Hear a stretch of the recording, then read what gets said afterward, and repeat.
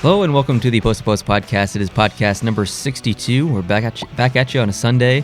We'll just get something out of the way right now. All right. This is only going to be for our visual watchers.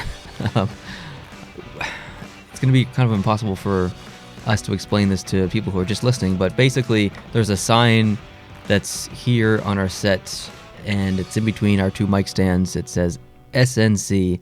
I have no idea what it means. I don't know what kind of relevant information it has to this podcast or why you put it there, but explain yourself. It's my creation. This is Brent, by the way, and he's Neil. Yes. It's my creation. I thought it would be very funny to put there. Now, the only other people who might think it's very funny is probably a very limited sector of our viewer base. So it may not be funny. It definitely won't be funny to everybody. And probably 95% of our viewers won't have a clue what it's about, maybe even more than 95%. But the 2 or 3 who get it will get it good. Okay. So when do I find out what that actually means? After this podcast? Yeah, I probably could tell you after the podcast. Okay. Because I would like people who see it and have an idea what it is to put in the comments what they think the significance of the SNC sign is on our podcast. So I have to say what it stands for? No. Oh, okay. No. It doesn't stand for anything? If it does, I don't know what it is. Okay. Now, how many viewers would we normally capture this time of the year in the podcast episode of Post to Post? Just on YouTube? Just on YouTube, yeah. Probably between 2,000 and 4,000 per episode. Okay, so let's just say 3,000. Now, based on your knowledge of our demographics, how many of those viewers are likely in Canada, percentage-wise? About 36%. About 36%. Okay, so 36 times 3 is 98, 108, no, 369, 661. It's about 1,000, a little over 1,000. Let's say. Sure.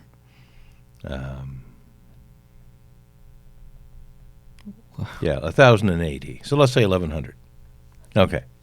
Of those 1,100 Canadians that are probably watching this, how many are older than 35? 35%. 35% of those. So a little under half. So let's say about 400. Let's say 450. That's actually still a pretty big number. I'm surprised. So there's 450, perhaps, people in Canada who are over 35 who might see this in the run of the next couple of days. Okay. Based on that, I expect at least 50 will be able to. Now, not everyone who watches is inclined to comment. Exactly. And So I you understand that. You have to cut out about probably 80%. 80% of those. So 80%, 50. So I'm down to my 4 or 5 people.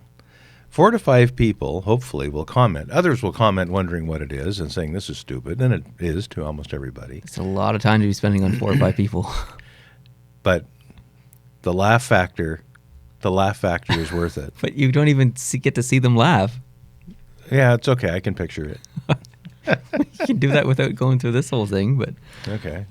Anyway. I'm looking forward to understanding what this is all about. But anyway, anything else you need to add on that specific topic? No, it speaks for itself. Okay, sounds good. Lots to talk about, some trades, some milestones. People had some good weeks, goalies and players both. So we're going to talk about all kinds of stuff today. Let's just start off with the trades first. The Predators made a big trade this week. They acquired Brian Boyle from the Devils in exchange for a 2019 second-round pick. What did you think of this trade? I'm okay. I'm okay with it. Nashville, we talk about how deep they are all the time, and it's true. They are very deep. But there's an ingredient, I don't know what it is, it's some kind of je ne sais quoi, that they don't quite have. Mm-hmm. Maybe they think they have that coming in Brian Boyle. I don't know. He's I get the sense, and I don't know the man, obviously, but I've seen documentaries about him, and I've seen some coverage of him, and I get the sense that he's a very good guy in the room. Mm-hmm. And they may be looking for some extra form of leadership there. And you're only giving away a pick to get him basically as a rental, I guess, until the end of the year. Is he a UFA at the end of the year? Honestly, I don't know. Yeah, I'm actually trying to look that up right now. So what is it about Brian Boyle that he's been with the Rangers, he's been with Tampa Bay, he's with Toronto, New Jersey, and now Nashville? all within 5 years, basically. So what is it about Brian Boyle that teams don't want to hold on to? I don't know, but or is it just coincidence? But whatever it is, there's also something about Brian Boyle that all these teams want to take a crack at him. That's true. So they take a crack at him, it doesn't work out, or it works for a period of time and then doesn't work out, like a Ken Hitchcock coaching in Edmonton kind of deal, where it works for a while and then the mojo goes away. Yeah. I don't know, and maybe I'm sure Nashville has its eyes open as to what they're looking for in Brian Boyle, and they're willing to take that run with him at least for the next 3 months. So obviously they don't care what I think about it, but I'm happy for him that he's going to a team that's a real contender, and I think the pick of many to go and get it all done this year. Yeah, so. I agree, actually. Yep. Yeah. I'm happy for him. Yeah. There's also another trade. The Predators got someone else. They acquired Cody McLeod from the Rangers in exchange for a 2020 7th-round pick. This trade to me is a little insignificant. Cody McLeod is not really an impact player in my opinion, so I really don't have much of an opinion on this one. Mm-hmm. The Canadiens and Flyers made a trade. The Canadiens acquired Dale Weiss, a.k.a. Dutch Gretzky, and Christian Folin in exchange for David Schlemko and Byron Frazee. This trade was strictly teams getting rid of players that they didn't see a future with. Mm-hmm. Like that, both teams were in the exact same situation for this trade. I don't know if it works out for either team. Dale Weiss, when he was with Montreal, he was pretty good. He was quite good. And I remember Montreal picked him up, I think from Vancouver was where he was prior to Montreal getting him. Remember. And he had underperformed in Vancouver and run afoul of the coaching staff there. They weren't playing him.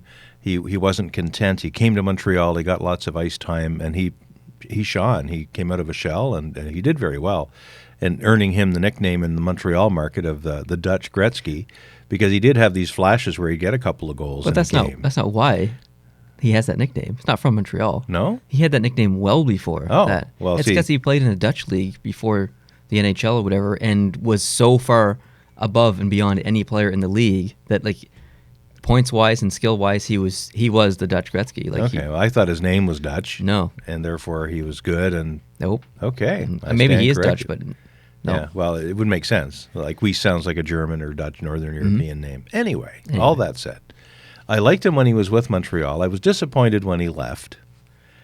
But it's pretty clear from what he said on Twitter, I think yesterday, that he was darn glad to be back. Yep. He said, finally, I'm back with the Montreal Canadiens. It's almost as if this was part of his master plan, that he was going to knock around the league for a while and eventually come back. Montreal brought him back, and I'm surprised because Montreal doesn't do that a lot. No, they don't. They really don't. They try a player, they form an opinion, they decide in the case of either a departing free agent or someone that they trade that there isn't a future at that price. And I think if what I read is correct, it came down to a negotiation of value at the time. Montreal didn't give Weiss the kind of money that Weiss thought he ought to get. Exactly. And Weiss may have been right for all I know, based on his production in the last couple of years prior to his departure. But now he's back, and I think he will be a contributor. It was interesting to note that Montreal sat Charles Hudon last night out of the game. Oh. And that was a surprise decision at the last minute, and they were wondering if that was not for the purposes of putting him on the block, trading, waiving, whatever, and maybe making room for Weiss to come on and join the roster. So we don't know that at this point as we're recording this, but there was some speculation that Hudon's late scratch, was a Weiss-related event. A Weiss-related. That's a weird sentence. Yeah. But I'm happy about that. As far as the other player goes, Folin, and I'm pronouncing it that way. I don't know if it's right or not. I say Folin. Yeah. He's Swedish. So when I think of maybe it is Folin. I don't know. Anyway, he comes through the Swedish league. He played with, I think it was Frölunda for quite a while. And then he kicked around the college ranks in the U.S. and then eventually got himself into some semi-pro stuff. He's never been drafted. But last season he played over 60 games with the Kings. Mm-hmm. And this year he played 25 or 26 games already, so about half of his time has been up in the NHL. There's no big numbers there, but he might be a Kulak kind of guy who's solid, You don't hear about him a whole lot. He gets the job done. He's basically an even player. He's not a huge plus-minus divergent player. And as a defenseman, if you're a 0 or a -2 or something, it's probably not bad. Mm-hmm. So I'm looking forward to see what they have for him for plans. He was in the AHL, and I think he'll stay there for now. Yeah, for now, I think so, Yeah. yeah. Going back the other way, David Schlemko had not a bad career over in San Jose. Did not find a fit whatsoever in Montreal. It just never really seemed to work. He was just too slow for the team. Montreal's a pretty quick team, so I think that a lot of Montreal Canadiens fans were happy with the removal of David Schlemko recently. Yeah. And as far as Byron Frais, I actually like Byron Frais. He played some pretty tough roles over the past 2 years. He hasn't played on the team recently, but when he was up last year and the previous year, he was the third line, the fourth line grinder, the matchup guy. Mm-hmm. So he has potential. I just don't know if he has depth NHL potential. He's going to be on a third-tier team in the NHL. And like you said a minute ago, the Montreal has a totally different speed game now than they had then. So they're looking at probably speed limits for these guys, what their upside performance is on the rush. And if they don't quite hit that bar, then they're probably considered external. Yep. In the case of Philly, when they moved Foligno over here, they retained $150,000 of his salary. He's an $800,000 a year guy, so he's only a $650 cap hit for Montreal for this period. But it's clear that Montreal, I just goes to show you again that Bergevin he's not letting anything slip by. He's talking to Philly. They probably wanted to move, and Bergevin got another $150,000 out of them for doing it. There's got to be a reason. There's got to be a reason, and we don't know what it is yet. And Philly clearly has decided that he's not in their future for whatever reason. And Philadelphia is a team that's not really making plans for a deep playoff run. Let's put it that way. They're not making plans, but they're trying awful hard. They're on a great run. They're doing an amazing job. They were, as of Friday night, at the close of hockey Friday night, they were 8-1-1, which was the same record Montreal had. Yeah, Philadelphia's been playing some awesome hockey recently. The best record in the last 10 games in the NHL. But it doesn't excite me because 2 years ago they went on a 10-game winning streak, missed the playoffs. Last year went on a 10-game losing streak, made the playoffs. They're close to, the last 10 games have been pretty stellar for Philadelphia. So even though they've been playing very well recently, it doesn't excite me because I don't trust the team. Yeah. And, of course, you can say, they beat Anaheim 6-2 last night. That's great. But it's Anaheim. 19 of 21 losses. The Pownell Pee-wee team in PEI could probably beat Anaheim right now. Last 21 games, 19 losses. Wow, yeah. That's crazy. So, yeah, that's the other trade, I guess, was that one. Now, I don't think we've been on since the Matthews signing. Is that something you wanted to touch on, or is it all beat I wanted to to death? make a specific video about that. All right. I honestly, guys, I had a lot of plans for this week to film some videos, and usually when I don't film videos on Sunday. Like, if I know I'm going to be busy during the week, I film a bunch of videos on Sunday and then edit them and then release them during the week. Last week I was supposed to be free enough to be able to film some videos midweek, but unfortunately it didn't happen. Life happened. It was crazy. I didn't get a chance to, so it's been pretty quiet on Posted Posts for this past 7 days, and I do apologize for that. But I do have plans to make some videos. I want to talk about the Islanders in a specific video. I want to talk about Anaheim in a specific video, the Matthews contract, and I think there was one more thing. I can't remember what it was, but I'd like to get at that sometime this coming week, because this week will be slow for me, hopefully. But yeah, that's something we'll save, I think, if you don't mind. Not at all. Something I don't want to save, though, is the Panarin situation. Did you hear about that? He's hired Bobrovsky's agent. They share the same agent. I did not hear that. They share the same agent now. So great. I don't know if that's good or bad. I feel like it's either really good for Columbus or it's really bad for Columbus. Yeah. Because it's going to be a 2-in-1 thing. Like, either you're going to sign them both or you're not going to sign either of them. Yeah. You have to deal with the same agent. Yeah. If you're tough on one deal and you can't get it done, he's not going to try very hard for the next guy. Well, and then purpose. You got this thing where the agent could say to the team, well, if you don't re-sign Panarin, it obviously means you're not serious about being a contender, so Bob's going to walk. And he could say the same thing. If you're not going to sign Bob, that means you're not serious about being a contender, and Panarin's going to walk. It's really good for Bobrovsky and Panarin. Oh, is it ever? Yeah, it's actually a smart move by Panarin, I think, in my opinion. But it's going to get real interesting real soon because the trade deadline's approaching. It's coming. There was a couple of milestones recently, there was one big milestone, and then a couple of people who are close to milestones. Crosby, did you hear about his milestone? No. He passed Lemieux for the most games played for the Pittsburgh Penguins organization in history, which is pretty huge. To be honest, I'm a little surprised it took so long because Lemieux had quite a bit of health issues, obviously, in his career. Yeah. But so did Crosby. He was off for those concussions and high ankle sprain. That took him out for almost half a year that time. Yeah. And Lemieux was not just out for a few games or even a run of games. He retired and he came out of retirement. Yeah. Yeah. So Phil Kessel sits at 798 points, 2 shy of 800. So that's going to be good math there. Thanks. Coming soon. Henrik Lundqvist has 447 wins, 3 shy of 450. So he's getting up there. You're on a roll. Yeah, I know. So he's second in the NHL of active goalies. So of all the active goalies, he's second in the NHL in wins. Who's first? Luongo. How many wins is Hendrick behind Roberto Luongo? We had this conversation just the other week, so I think it's a lot. They're similar age. Yeah. I think Luongo's 2 or 3 years older, maybe I think 3 years older than Lundqvist, but I really don't know. 36 wins. Oh, yeah. Well, So that's a lot. That's about a season worth of wins. That's right. That's right. Yeah, a good season. A really good season, yeah. Yeah, so I don't see Hendrick having any problem passing Luongo in wins. Luongo's not been, he's 40 years old. He's approaching retirement. This might be his last year. He can probably sneak another year out. He's still playing fairly decent hockey. But if he stops this year, Hendrick likely has at least 2 years left after this. He's probably going to pass Luongo. I would be a little shocked if it didn't happen. But anyways, regardless. Yeah.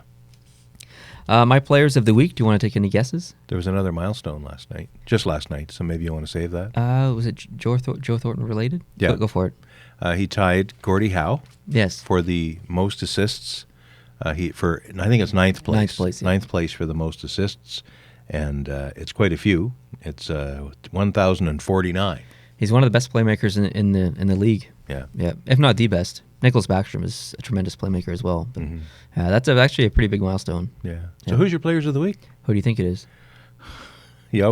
Every week you ask me, and every week I either guess wrong or just give up. Or you just don't care. Yeah. Yeah. Jonathan Drouin is my player of the week. What? Yes. Whoa. I've never picked a Montreal Canadiens player before. No. 4 games played, 3 goals, 6 assists, 9 points. 9 points. 9 points in 4 games. Yes. The second place to him only had 6 points, so he's 3 points above. Second place for this week. Those stats are great and stuff, but the most important stat that I'm about to read is plus minus. He was a +7. Wow, that is huge for Jonathan Drouin. For him, it is. It is quite that's amazing. Massive. That stat alone is top notch for him. Because he is sometimes the most thrilling, but other times the most agonizing player to watch. Yeah. And that should result in a usual, and I think in one of the shows fairly recently, where the Canadiens had a really good game, Drouin was still a minus on the team. Yeah. Just because he's such a giveaway machine. Liability. And I've been very impressed with his play, and I've watched all of those games. He has found another gear. And I don't know if it's something he can turn on and turn off, but hopefully he never turns that off again. Yeah, I know. But this other gear, if he's capable of this on the long haul, he becomes the player that they probably thought he would be when he was drafted, because he's never lived up to that yet. I know. And the potential, the talent is there. I was watching Hockey Inside Out a couple of weeks ago, which is the Montreal Gazette has a YouTube show every Thursday, and it's usually around 15 minutes long. And they have a panelist of 3 people, usually Stu Cowan, Jessica Rusnak, and Chris Nyland. And they talked about Drouin. This is before he had this little surge here. And they went down the line, and the host asked Chris Nyland, "So what do you think of Drouin? Is he Is he someone that can get better because we know what his raw talent is? And Nyland says, no. Just a straight no. That sounds like a Chris Nyland answer. Yeah. Like, he is what he is. He decided how hard he was going to play when he started playing, and he can't change that. That was it. I just enjoy the accent. George LaRocque sometimes is on that show as well. He is sometimes on that show. And Dan Robertson was on this past week. He's the radio guy for TSN 690. And he was really, really good. I like Stu Cowan a lot. I like Jessica. I like all the three panelists they usually have. The host, not so much, Adam Susser. Yeah, I'm not a big fan of. And it's sorry, Adam. I'm sure you're not watching, but if you are, miracle. His voice is just not. It doesn't carry properly in a microphone. He seems out of place. He's talking in the back of his throat. He's up here somewhere. Like he's always talking like this, and you can't even understand what he said. And it drives me crazy. I'm sorry. Sorry, Adam. But it is what it is. Play yourself back. Play a recording. Look at it. Sounds just like what I did. No, I agree to an extent. He seems out of place on the show a little bit. And apparently he's well known in the Montreal local entertainment scene. He's a comedian, and he's probably very funny, and maybe there's a place for him, but it ain't on that show. It ain't on TV. He takes away from the three panelists. I don't know. He comes across as a bit of a non-sports fan, even though he's on. Does that make sense? Like it does. He doesn't seem to have any insight of his own. Now, if he's just driving the conversation, maybe that's what he's supposed to do. And then maybe that's perfect. Maybe he's in the perfect place for that. But I don't get a sense that he is really invested in the topic. Yeah. When he talks, I always skip ahead.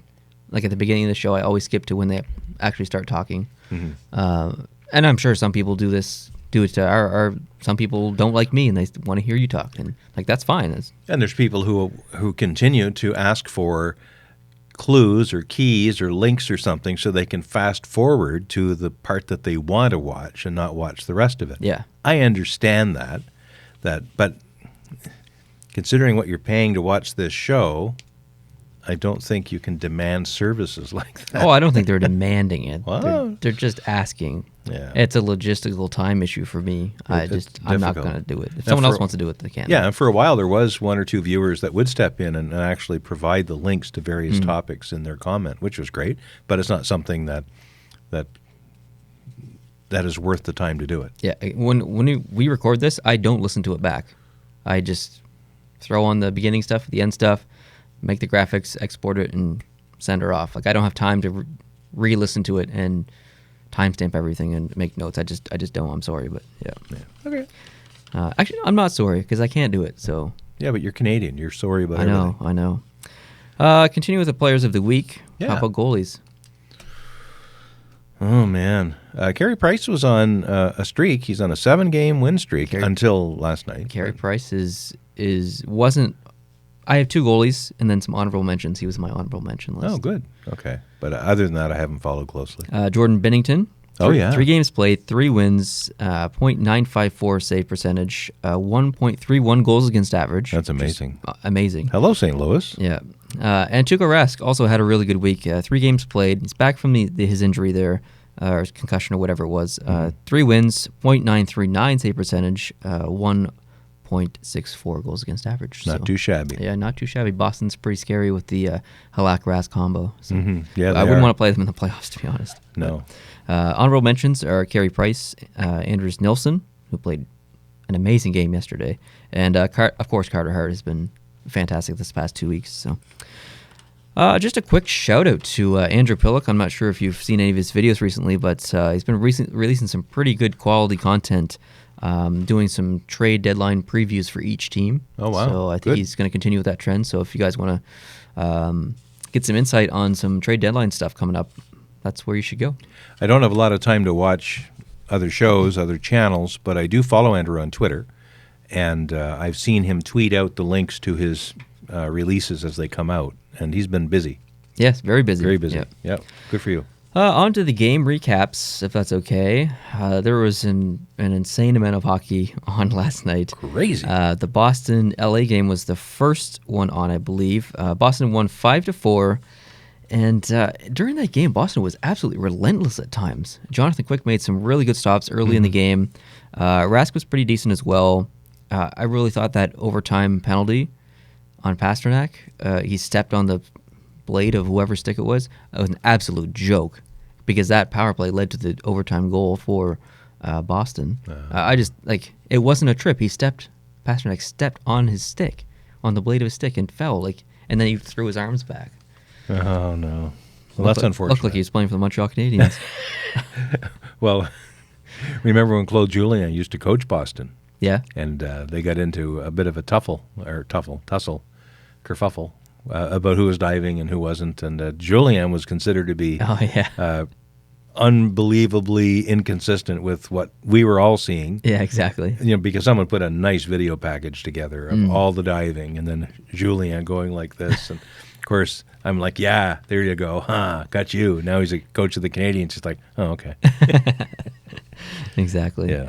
And that was actually a really, really important win for Boston as well because they needed to keep pace with Montreal and Toronto. They're all right there within 2-3 points of each other. So the Buffalo-Detroit game was on after that. Buffalo won 3-1. Howard led in some really soft goals in that game too. Specifically, Buffalo was 59% in the face-off circle. So that's a big stat. People don't put enough attention on the face-off stat because there's so many goals that come off face-offs in the offensive end, and so many goals that are prevented with face-offs in the defensive end. So it's a huge stat. It's a pivotal role to play, being a good centerman, and not a lot of teams. Like Philadelphia is great in the dot on all 4 lines. Nashville's another great team in the dot. Some teams are just bad, and it makes a difference. Yeah, there's several goals a week probably from that. Definitely. All the goals in that game were scored in the second period. First period, third period, scoreless. Everything scored in the second. All 3 of Buffalo's goals and the Detroit goal. Okay. Minnesota played New Jersey. Minnesota won 4-2. Schneider just does not look like he used to. Since 2 or 3 years ago. Did you see his stat? There was an inconsistency. The TV analysts were talking about no wins in his last 20, and then there was a stat on the screen saying the last 22. So I don't know which stat is right. Either stat is awful. Yeah. Schneider hasn't won since 2017 because he didn't play. Yeah. He only played 15 or so games last calendar year. So he doesn't have a win for a long, long time. 3 years ago, if you looked at the goalie stats for the past 10 years, Corey Schneider was the best goalie statistically in the NHL. He is not even close anymore. Do you know who is? In save percentage and goals against average, it's the same goalie. Going back 10 years? The last 10 years, from now to the last 10 years. Yeah, I don't know. Tuukka Rask. Oh, wow, Yep. really? Yeah, he's held that position for quite a while. Even when Corey Schneider was in first place, Tuukka Rask was second. Wow. So, yeah. Yeah. The Islanders played Colorado. The Islanders won 4-3 with a bit of a comeback. Did you see all the ref fans in that game? No. There was a whole section of the arena, and everyone was dressed up with their ref shirts on, and they were cheering for the ref. Really? Yeah, it was awesome. The Islanders threw a lot of shots at Varlamov. 41. They ended up winning in overtime, but Colorado came to play. They did, well. and it's frustrating because Colorado hasn't played that well recently. They've lost some tough games. I think it's different when you lose a game and it's like 6-1 or 6-2 or something like that. You just kind of like, okay, well, here's what we can improve on. But when you play a pretty decent game and you still end up losing, it's a harder loss to take, I think. And it's especially when you're already having problems and going through a bit of a slump, to lose a game like that even just makes it harder. So the game after that was the Philadelphia-Anaheim game. Philadelphia won 6-2. Anaheim... I don't want to say too much because I'm going to make an entire video about them, go over some interesting statistics. But basically what I saw last night was Kessler just puck watching the entire game, and the rest of the team doing a lot of puck watching as well. Both Anaheim goals were power play goals, so they had to have a man advantage to get both of their goals last night. Carter Hart was great, but not really a big challenge in Anaheim. So No, and Johnson was awful. They pulled him after 4 goals. Oh, yeah, it's bad. There's only, I think, 8 shots or something on him at that point. And then they put Boyle in, who held the door pretty good after that. He only let 2 in for the rest of the game, and that wasn't bad considering what they were throwing. That yeah, exactly. The St. Louis-Nashville game, St. Louis won 3-2. St. Louis is on fire recently. Did you notice what Nashville did with Brian Boyle? No. They played him in crucial moments of the game. In the last minute and 40 seconds of the game when they had the goalie pulled, it was 3-1. Brian Boyle was on the ice. Wow. Like, when you first join the team, usually you are eased into a role. It's not very often you see someone thrown in. I think that was done specifically to send a message by the coach to the rest of the players and be like, this guy's new. We're bringing him in. We're going to put him in this role right away because you guys don't want it enough. Obviously, he was brought in for a reason. So I think it was just to send a little bit of a message. Anyways, there actually was a goal on that play with Brian Boyle on the ice. He was screening the goalie. So he actually played a pretty big factor, and he's a pretty big guy. So Nice. I think he was utilized correctly in that game by Nashville, even though they lost a tough game. But yeah, and there's a rematch today, so it's on right now. Yeah, and probably, well, it is on right now, and they're both playing different goalies. Saros is in for Nashville, and they're putting Jake Allen in for St. Louis. So we'll see what happens there. But St. Louis now is a 5-game winning streak that is on the line today. Oh, Jake Allen, come on, Jakey. But his road record, I think he's 5-2-2 maybe in his last 9 games on the road.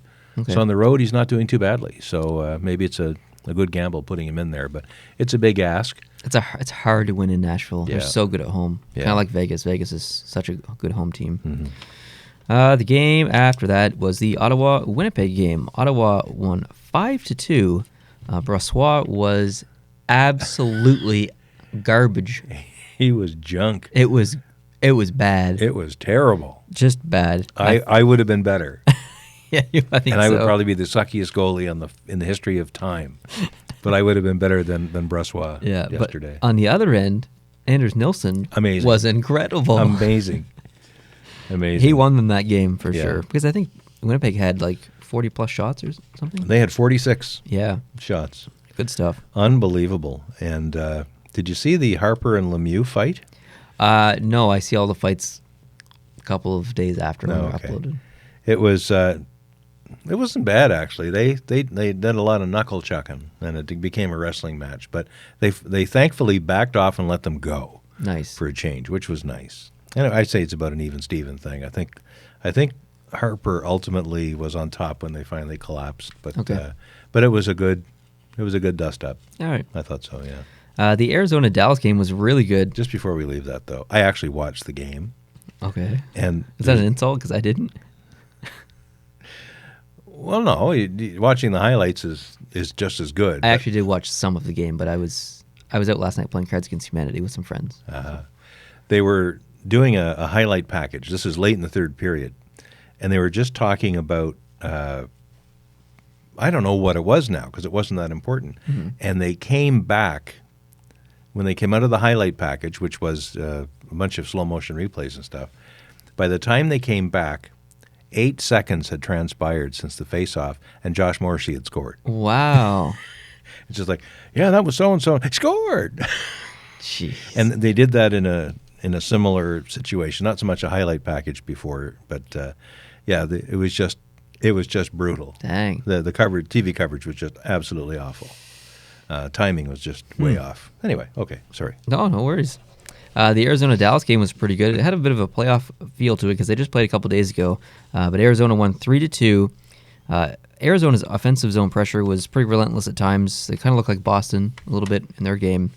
Only 38% in the faceoff circle, though. But Galchenyuk got 2 goals. 2 goals, yeah. Some big saves in that game. It was pretty good from what I saw from that game. Cool. The San Jose Edmonton game. I watched all of that. I watched every minute of it. 5-2. It was a great game to watch. Yeah, LeBanc was his first Hattie. Mm-hmm. San Jose, the offensive pressure there was just a little bit too much for Edmonton. They just can't. I mean, Edmonton's struggling incredibly. And Edmonton is struggling defensively. Edmonton is struggling defensively. Okay. I don't know what I'm saying. Basically, Edmonton's defense sucks is what I'm trying to say. Well, and they can't compete with San Jose's offense. That's what I'm saying. Well, and you're not too far off from the coach. because when the coach was afterwards, he was interviewed. He was pissed. He was pissed. He said something to the effect, when the coach wants to win more than anyone else behind the bench, like anyone else on the team, when the coach has the most desire to win, that's not a good thing. Yeah. What a horrible thing to say. I know. You're basically saying, I'm this old fat guy behind the bench, and I actually want to win this game more than all these kids, all these millionaires standing in front of me. That's horrifying. And it's just bad all around. It is. I was trying to be nice and trying to think of the words to say in a nice way, but there's just no other way to say it than Edmonton's defense has sucked recently. And, I mean, you can't, when you go up against a team like San Jose with Pavelski and Thornton and Kane and Burns and Carlson, like you... Yeah. What? And here's the thing, though, if you're Edmonton, because you did have a bit of a run early on when they flipped and got Hitchcock in there. They went on a nice little string. They did, actually. Edmonton, with all of the horrifying things that have gone on and the terrible games that they've played, they're only 4 points out of the wild card spot. Now, there's 6 other teams ahead of them. That's the thing about the West. But really, there's a lot of suckage going on. Do you just light fire to the whole thing and have a fire sale and call all the other GMs and said, take what you want. I just want draft picks because we're going to rebuild. We're going to do what the Rangers did last year and just maybe make an announcement. If they're going to do it, they do it now while McDavid and Draisaitl are young. That's right. Do it now. Surround these kids, good picks, make a 5-year plan, and go for it. Because up till now, it's just not worked. These little resets. Yeah. Taylor Hall didn't work out. You move him. Everlay, toast. You start swallowing bad contracts like Lucic. No. Of course, they fixed a lot of what the problem was there. They're trying to fix. But they've got rid of the GM. Yeah. So that's they're still left with his poo. His turdlets are spread through the dressing room there. It's sad. I feel bad for Edmonton because this is a team that's overdue. Oh, yeah. Overdue. And they've got some amazing mad talent. No, it's time for Edmonton to shine. Every team goes through, it's kind of like the weather. Like in the 70s, I thought there was going to be an ice age. It was so cold for a while. Teams go through the breathing process. Detroit was so good for so long, and now finally they're coming down a little bit. Same with Chicago. Yep. And Pittsburgh was on a high in the early 90s. Then they came down. Now they're back up. Now they're starting to come down a little bit. It's just natural. It's been too long for Edmonton.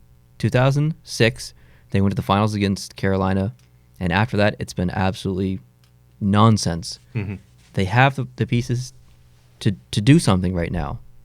And 2 years ago, they looked pretty good in the playoffs. Sure did. But it's just not happening, and it's just an endless amount of frustration. So I wish them all the best. Yeah. The game after that is probably the one you want to talk the most about. It's the Toronto-Montreal game. Toronto won 4-3 in overtime. Had a real playoff game feel to it. Did it ever? Which scares me a little bit because as a Canadiens fan, I do not want to play Toronto in the playoffs because I think Montreal will lose. However, it was very good hockey from a hockey fan's perspective. Very nice goal in overtime by Tavares. Price was completely frozen. He didn't even move. Mm-hmm. He went down on his knees and then he just was frozen. And it really should never have gotten that far. No. Montreal had a power play at the ending stages of regulation that carried over into overtime. Yep. So they had a power play to close the period off if they wanted it. They had a power play to start overtime if they wanted it. They didn't want it. They deserve to lose. They deserved to lose. Yep. They did. They were in the game all the way through. They played, I think, a very good hockey game. Yep. They got that first goal. Andrew Shaw, who hasn't played in like 17 games or whatever, walks on the ice with less than the first minute's over with, and he scored already. It's like, this is going to be a great night. Yeah, exactly. And it really was a good night for those who like hockey. Montreal had another very early goal in the second period when Tatar scored just over a minute in. That was a bad goal. Yeah, Gallagher's goal was great, and then, of course, Toronto tied it up. So Montreal had the lead in the third. They had a power play after it got tied late in the third, and to start overtime they had a power play, and they didn't capitalize. We've got some goalposts and other things happened there as well. Could have gone either way. One thing, and I think the best team won. Oh, no I agree. question. No, I'm a I Montreal fan, but Toronto played well enough to win, Yep. and they did win, and that's great. But Pierre LeBrun tweeted something this morning that I think is, or maybe it was last night, I read it this morning, that I think is telling. He said, for all you Toronto fans who would rather play Montreal than Boston, last night's game, despite the fact you won, should give you very big concern because Montreal is a team that will be very hard to get past each game and maybe in a series. And I don't know if I would bet on Montreal in a Montreal-Toronto series, but I bet you it would go quite a distance. And I think Toronto can't just take that for granted. No, it would. It wouldn't be a quick series. No. The thing about Montreal is they can play the matchup game maybe better than any other team. They take the third line guys and the fourth line guys and play them against the Matthews and the Tavares and stuff. And Montreal strategizes that way when they go into series against these big teams. They didn't do it against New York the other year, and it was a big mistake. They used to do it, or they used to do it. They did it a couple years prior to that in 2014 against Tampa Bay, and I can't remember the other team they beat. And they were doing it to the Rangers in the conference finals, and then Carey Price got hurt. But Chris Kreider. That's the style of hockey that other teams need to be worried about is the matchup game because it is effective. It's extremely effective. It's how Montreal got past Pittsburgh in 2010. It's how they got past Washington in 2010, and then they stopped doing the matchup game against Philadelphia in the conference finals again, And then lost. It's very frustrating. But I agree. You should be worried about Montreal. If you're one of the teams with superstars, if you're a Toronto or a Tampa Bay, even with the matchup game, I don't think Montreal's beating Tampa Bay, but regardless. But Toronto, if they're going to do anything this year, if this is their year, at some point in the eastern side of the NHL, they're going to have to go through Montreal or a team that beat Montreal to do it. Yeah, they will. And that might not be as easy as they thought. And, of course, the trade deadline is still not too far away. I don't think anybody expected Montreal to be in contention, certainly not in the top three as they are temporarily right now. Not a chance. And most folks were probably thinking that Montreal would be a seller rather than a buyer when it came down to crunch time. I don't know if Montreal wants to do anything. From what I'm hearing and reading, and I read a lot, Montreal is quite happy that they're having success with this group of players that they have now. They don't want to frig with the chemistry in the room. Weiss, that's easy. He was a Hab before, and he played with half these guys, and I think they all liked him. So that's not a chemical issue there.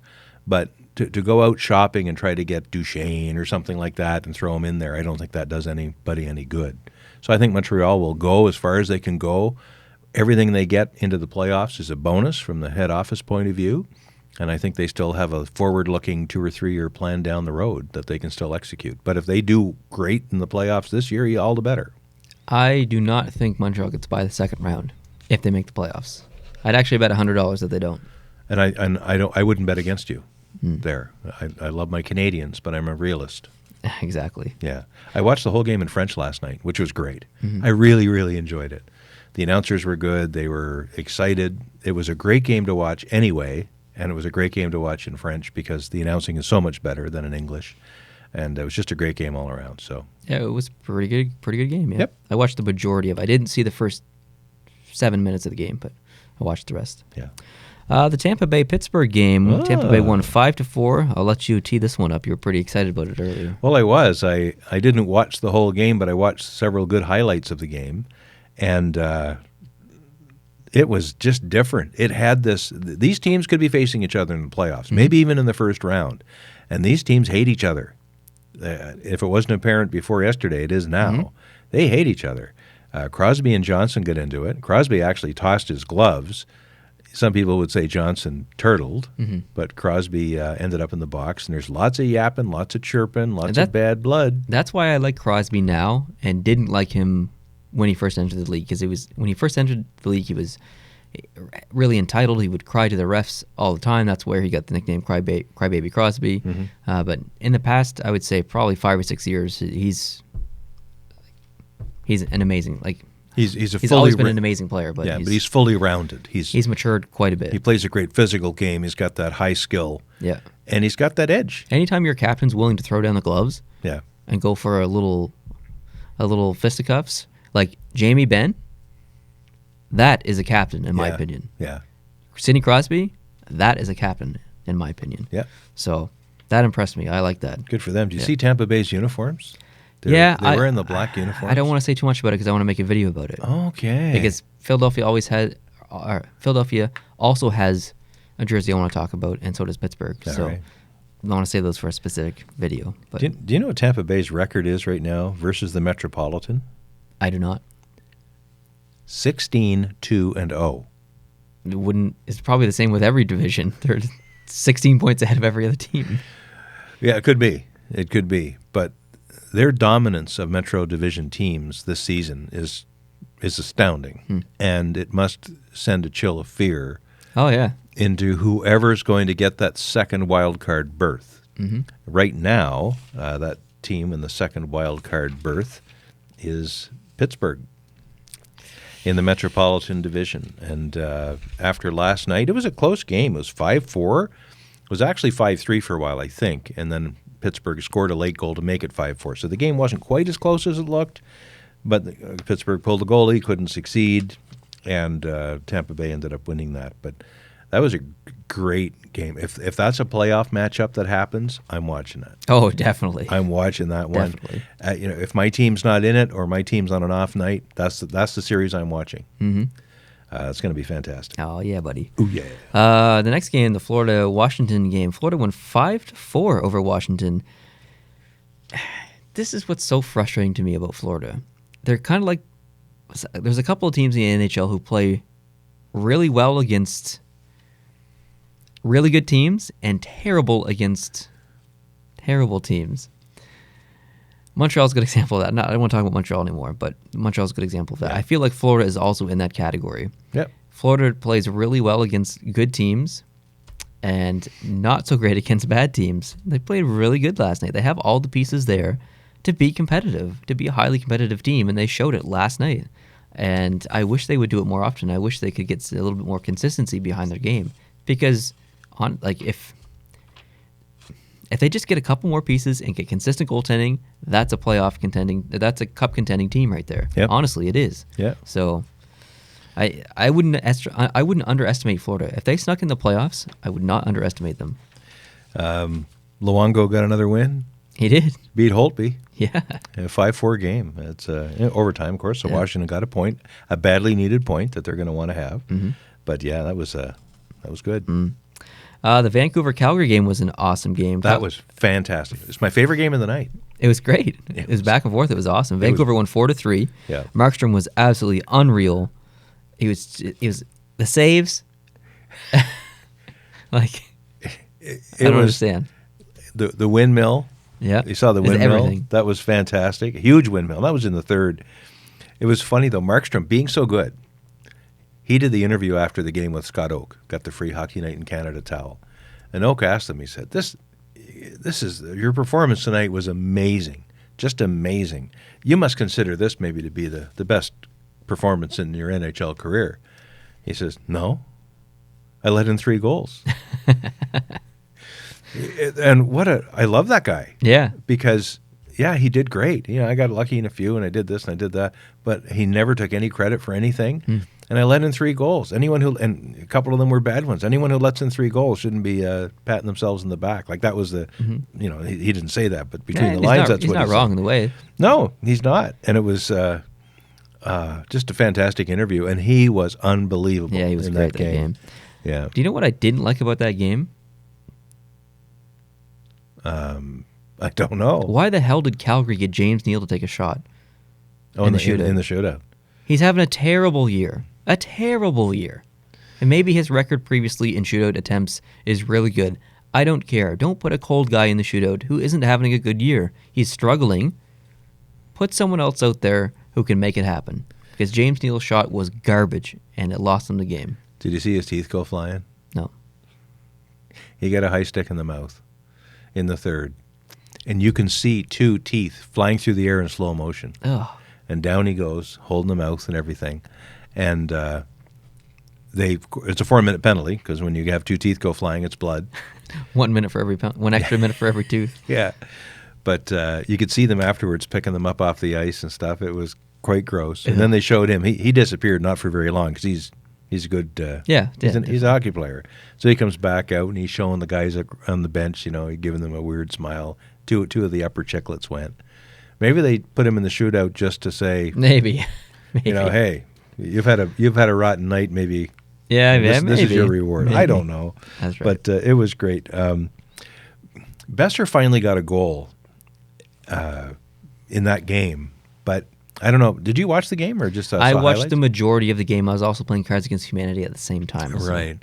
Because there was a couple of times when Besser got a perfect pass and then would hold on to it. Oh, I did see him do that a couple of times. Yeah, he would take that extra time, and at one point, one of the announcers called one of his previous shots a one-timer. That's not a one-timer, dude. He held on to it. It's almost like he had a yip or something, and then Yip. and then went for it. Now, that's the same exact shot he used when he did get that goal that he scored, a big goal too. And he picked his place perfect, and he put it up over Riddick's shoulder wherever it went. And it was a goal that time. But there was 2 or maybe even 3 shots earlier in the game where he just delayed a long time and gave everyone all kinds of time to get ready for it, I thought. But his shot that he did score on was amazing. Oh, it was. Yep. Yeah. And did you see the goal by Andrew Mangiapane? I don't remember. I don't know. Yeah. He's played off and on for this is his second year up and down in the league. He's played a total of 40 or 50 games, I think, altogether. This is his first goal. Was it the one-timer? No, I think he just got a nice pass. Oh, maybe it was a one-timer, but it was a wrist shot, maybe. Oh, I don't know. Maybe Anyway. someone else got their first goal last night and it was on a one-timer. Well, that would be it then, I guess. But, yeah, maybe it was a one-timer, more of a snapshot of some kind. But I said, Mangiapane, I think I know what that means, but I'm going to look it up because it's Italian. Mm-hmm. Do you have any idea what it is? Small pizza pan. Bread eater. Bread eater. Mangia is eating, and pane is bread, right? So eater of bread or eat bread. That's awesome. Is his name. I thought that's pretty cool. Yeah, he's got an Italian name, but he's Canadian. He's born in, I think, on Ontario. But yeah, no, it was a great. Levo got another goal, I think. Yeah. And where was he? He's on pace for 24 goals this year. Is he really? Yeah. Wow. Good for him. Yeah, definitely. Yeah. Louis DeBrusque was funny. During the game, I think this is still in the first period. He's the color commentator for CBC, and he's praising how great Riddick is playing. Riddick's been great. He's been stopping stuff. Oh, they just scored on him. During his commentary, they scored on Riddick, and it was a bad one. Oh, no. Yeah, so that was kind of funny. All right. Anything else for that game?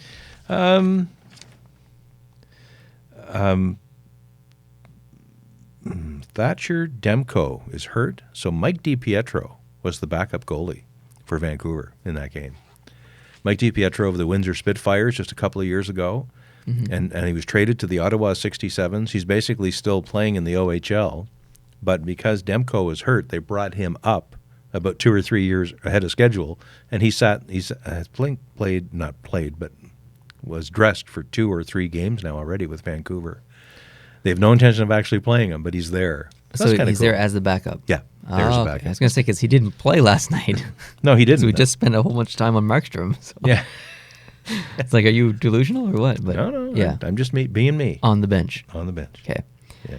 Awesome. The last game of the night was the Columbus-Vegas game. Columbus, this was a big win for Columbus, 4-3, or an important win, rather. Columbus showing some resiliency. Vegas loses a rare game at home. They do not lose often at home.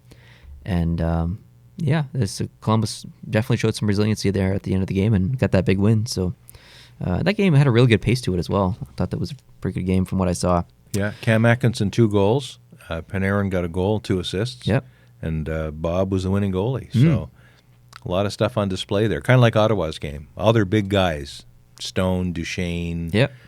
They were all involved and basically in the window. Exactly, Yeah. The games today, St. Louis plays Nashville, Detroit plays Chicago, Colorado plays Boston, Winnipeg plays Buffalo, Carolina plays New Jersey, Minnesota plays the Islanders, the Tampa Bay Lightning play Florida, and finally Toronto plays the Rangers. Let's make some predictions. The St. Louis-Nashville game that's on right now, who are you predicting? Well, St. Louis is on such a run, and with as I said earlier, Jake Allen actually has a pretty good home record, and Nashville's playing Saros, which is their second goalie, as opposed to Rinne. So I think St. Louis actually has a good chance in that game. Okay. Yep. I'm also picking St. Louis just because I want them to continue their streak a little bit. So I'll pick St. Louis there. Detroit and Chicago. Detroit and Chicago. I picked the Blackhawks there. Detroit's been playing quite well lately, but so has Chicago. And Detroit had a tough game yesterday. So I think Chicago is well-rested, ready to go. They're home. They've been waiting. I also picked Chicago. Okay. Colorado and Boston. Colorado, I'd love for Colorado to win this game because I don't want Boston to surpass Montreal again in the standings, but I don't see it happening. I think Boston's at home. They've been waiting. Colorado of course, Boston played yesterday too, so they're both a little tuckered out. You see what I did there? Tucker-esque. Anyway. Tuca.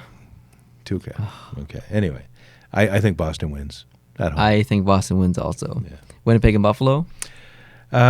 Winnipeg's had a pretty rough go in the last couple of games. Yeah, They've played well, but don't have enough to show for it. They're coming into Buffalo, who's really doing well lately. Buffalo had a good game yesterday.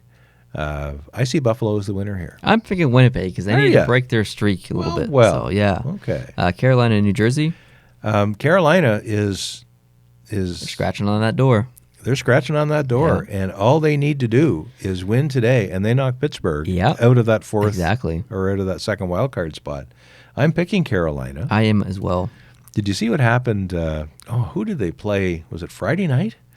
And Lindholm mocked the Viking clap thing, which sometimes that comes back to bite you. But anyway, Minnesota and the Islanders. The Islanders are just strong, and they're home. Minnesota's on the road. They're both playing good hockey, but I have the Islanders winning. I also have the Islanders. Right. Tampa Bay and Florida. Well, I think Florida can play one good team once and win. I don't think they can pull it off 2 days in a row. I agree. So I think Tampa Bay's got that. I'm also picking Tampa. Yeah. The last game, the Toronto versus the Rangers game. Here's where I go off schedule a little bit. Toronto's clearly the better team overall this season, but they played a very rough, hard, emotional game in Montreal last night. They're tired. The Rangers have been sitting at home waiting for them to show up. So I think the Rangers have an edge there, and I'm going to give this to the Rangers. All right. I'm going to pick Toronto for this one. And I think probably Toronto's going to start Sparks. Not that that's a bad thing, but their number one goalie, Anderson, now back and playing very well. Maybe he's rested enough to be played 2 games, 2 days. Yeah, maybe. But I think they'll probably put Sparks in, and if that's the case, you've got Lundqvist on the other end. I think the goalie matchup favors the Rangers. Okay. So. As far as streaks go recently, or currently, rather, for wins, Chicago has 6, San Jose has 5, St. Louis has 5, Toronto has 4, Columbus has 3, and Carolina has 3. Lots of pretty good streaks there. Lots of good streaks. Bad streaks, Anaheim has 7 losses in a row. Winnipeg's at 3, Pittsburgh's at 4, and the Devils are at 3, I believe. If I can read my own writing, it kind of looks like a 5, but I think that's a 3. So, what streaks we'll be talking about next week? Who do you think is going to be on a bit of a roll? Next week? Yeah. I don't even know who plays later this week. Who plays who? So I honestly don't know. I think Winnipeg's going to turn it around. I think they're going to be on like a 3-4 game winning streak next time we do this. Well, for them, I hope they do. That's all I have for today. Do you have anything else? Just a little one. Just this past Tuesday on Post to Post, we passed 8 million views. Oh, did we? We did. Nice. And we're close to 39,000 subscribers, which is great. I know you're not obsessed about that, but 8 million views, that's really something. Like that's a lot of eyeballs on some of the crazy stuff we do. That's about 1/5 of Canada's population. Yeah. And when you say it that way, it doesn't sound like very much. No. And on the other channel, more Post to Post, we're over 1.3 million now. We released a lot of videos this past week on the second channel. I think 5 videos on the second channel. So if you're not subscribed to the second channel, highly recommend you go over there and check it out. We have a lot of fun over there. We're doing some geography trivia, did some bad driving fun stuff.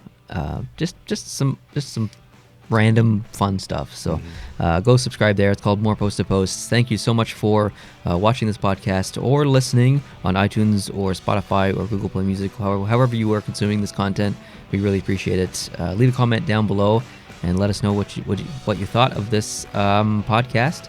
And yeah, thanks for watching. Subscribe, and we'll see you next Sunday for podcast number 63. Adios.